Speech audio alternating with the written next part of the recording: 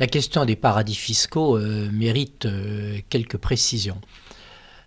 On peut estimer qu'un paradis fiscal, c'est un pays qui pratique des taux d'impôt beaucoup plus bas que ses voisins.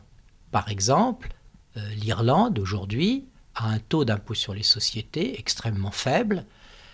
Ça a fait partie de ses atouts et ça a permis de drainer, de concentrer sur l'Irlande au cours des 20 dernières années beaucoup de sièges sociaux de grandes entreprises dont le marché était l'ensemble des pays d'Europe, mais qui s'installaient en Irlande parce qu'elles payent un impôt sur les sociétés beaucoup plus faible. Ça peut être aussi un pays comme la Suisse, qui, outre l'avantage de taux d'impôt plus faibles, pratique une non-transparence, pour parler en langage convenable, une non-transparence sur les revenus ou les flux financiers. Et puis, ça peut être, encore un autre extrême, les îles Caïmans ou je ne sais quel pays qui non seulement ne pratique des taux très faibles, mais surtout permet à des capitaux, quelle que soit la manière dont ces capitaux ont été constitués, et ils peuvent l'avoir été par des moyens frauduleux, par exemple l'argent de la drogue, permettent à ces capitaux de prospérer en franchise ou quasi-franchise d'impôts et à l'abri de tous les regards. Et donc, il faut être très vigilant à ne pas tout mélanger,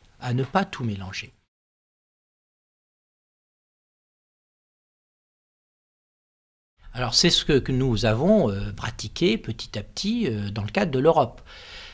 Si je prends un exemple, là aussi, qui est celui de la Belgique, encore récemment, au titre de la directive épargne, qui a déjà une dizaine d'années, on donnait le choix au pays, soit vous avez un prélèvement à la source sur les revenus, qui sont des revenus connus. Là, on n'est pas du tout dans une absence de transparence.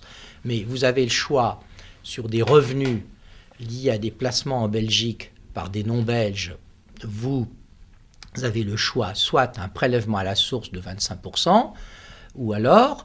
et dès lors, vous n'avez pas besoin de déclarer ces revenus, ou alors ils sont déclarés, c'est complètement transparent, et ils sont assujettis au titre de la fiscalité du pays où réside l'épargnant qui en bénéficie.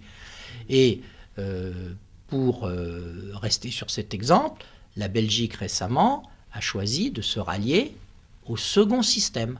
Et il ne reste plus maintenant, à ma connaissance, que le Luxembourg et l'Autriche qui préfèrent le prélèvement à la source. La Suisse continue de préférer aussi le prélèvement à la source, plutôt que d'avoir l'échange d'informations qui fait que M. Dupont, qui habite la France, mais qui a des revenus financiers en Suisse, au lieu d'être imposé en Suisse, il va être imposé en France grâce aux informations complètement transparente que fournira la Suisse aux autorités françaises. Donc vous voyez, il y a des degrés différents. Soit j'accepte que mes revenus ne soient pas communiqués, mais je paye à la source. C'est mieux que rien faire du tout, ce qui serait le cas d'un paradis fiscal complet. Soit, mieux encore, j'échange des informations. Et nous venons en France de modifier de compléter assez profondément notre législation, puisque désormais, nous appliquons les taux d'impôt les plus forts à tous les pays avec lesquels nous n'avons pas de convention fiscale, nous n'avons pas de convention d'échange d'informations. Et dès lors qu'il n'y a pas de transparence sur l'information totale des revenus de nos ressortissants, revenus perçus dans ces pays, il y a un prélèvement, comme vous le dites, à la source, ou un prélèvement a priori au taux le plus élevé.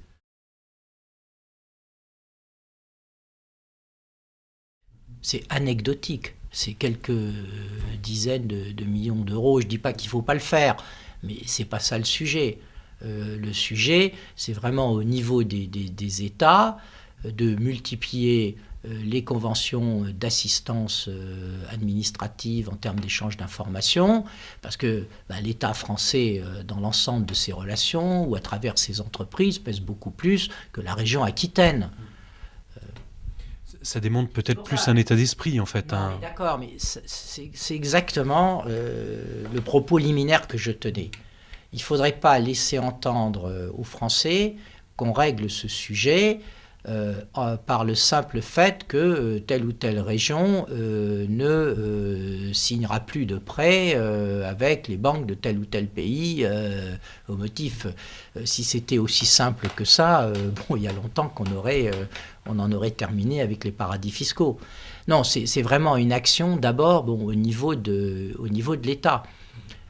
Et puis, pour moi, le sujet essentiel, c'est celui de la transparence. Et puis, il ne faut pas non plus être complètement naïf ou angélique. Nous avons des banques françaises qui sont fortes, qui ont mieux traversé la crise que d'autres. Notre pays est quand même un des rares pays à ne pas avoir vu le contribuable voler au secours de ces banques, puisque le contribuable français n'a pas été appelé...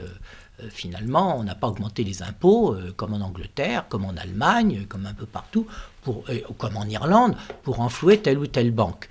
Alors, c'est un peu se faire plaisir de dire je ne signerai pas, par exemple, de prêt d'emprunt avec la Société Générale, parce que la Société Générale garde un établissement dans le Delaware. Enfin, tout ça me paraît vraiment... c'est complètement anecdotique. Et donc, le vrai sujet pour moi, c'est la modification de notre législation fiscale pour faire en sorte que les flux financiers qui entrent dans des pays avec lesquels nous n'avons pas un échange d'informations total, qui entrent vers ces pays ou qui sortent de ces pays, que ces flux soient taxés au taux le plus élevé. Ça, c'est vraiment le point extrêmement important. Et puis qu'il y ait une chasse féroce par rapport à l'argent sale.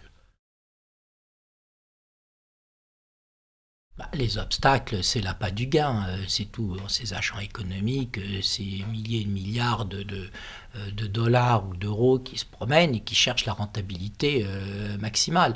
Donc c'est un combat vraiment de tous les jours. Parce que les investisseurs, ils cherchent les taux les plus élevés. Et pour avoir les taux les plus élevés, il faut ou prendre des risques ou placer à des endroits où la fiscalité est la plus faible. Et donc, moi, je crois beaucoup à un travail multilatéral dans le cadre du G20. Le G20, c'est vraiment la bonne structure parce que l'OCDE comprend beaucoup trop de pays. C'est beaucoup trop vaste.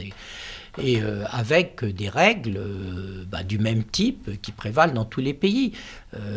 Par exemple, si tous les pays décident de passer entre eux, tous les pays développés, j'entends, des conventions fiscales, des conventions d'assistance administrative où, par exemple, vous avez des doutes sur telle entreprise ou telle personne qui a investi ou qui fait des affaires en Chine, vous demandez, et si vous demandez dans le cadre d'une convention d'assistance à la Chine des renseignements et que vous avez immédiatement, ça change quand même énormément les choses.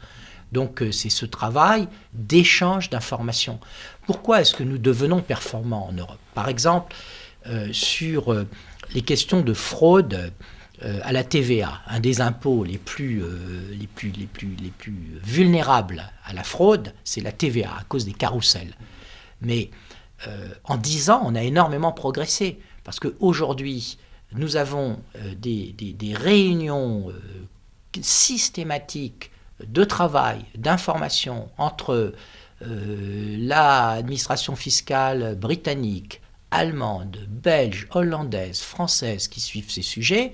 Ils travaillent vraiment maintenant en commun, de façon complètement harmonisée. Ils peuvent suivre les entreprises, les phénomènes, les boîtes aux lettres, les entreprises relais qui comportent des risques de fraude à la TVA. C'est ce travail d'échange d'informations à livre ouvert entre nos administrations fiscales, c'est ça qui est le plus utile. Alors, il reste à progresser, parce que regardez, avec la Suisse, on signe là, je crois qu'elle est signée une convention fiscale avec assistance administrative, mais on continue quand même à buter sur le secret bancaire, suisse. On peut avoir tout un ensemble de renseignements généraux, mais si on veut avoir un renseignement particulier, ça continue d'être extrêmement difficile. Mais moi je trouve que depuis quelques années, en tout cas dans les fonctions que j'occupe, je trouve quand même qu'on a quand même bien progressé. On a bien progressé.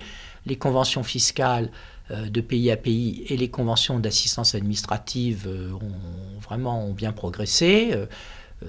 J'avais accompagné, par exemple, c'est anecdotique, mais pour dire Eric Woerth en Irlande, puis sur l'île de Man, où on a signé des accords d'échange d'informations. Les Irlandais eux-mêmes avaient de gros problèmes avec des ressortissants irlandais qui avaient dissimulé de l'argent à l'île de Man. Tout ça, c'est petit à petit réglé. Puis il y a un phénomène qui joue dans tous les pays, avec la crise économique que nous avons traversée. Tous les pays, même les plus forts, connaissent des problèmes de finances publiques. Et quand vous avez des déficits, vous regardez d'une part ce que vous pouvez faire sur les dépenses, les économies, mais vous regardez d'autre part ce que vous pouvez faire sur les recettes. D'où l'idée de protéger les recettes, de rapatrier celles qui s'évaporent dans des paradis fiscaux.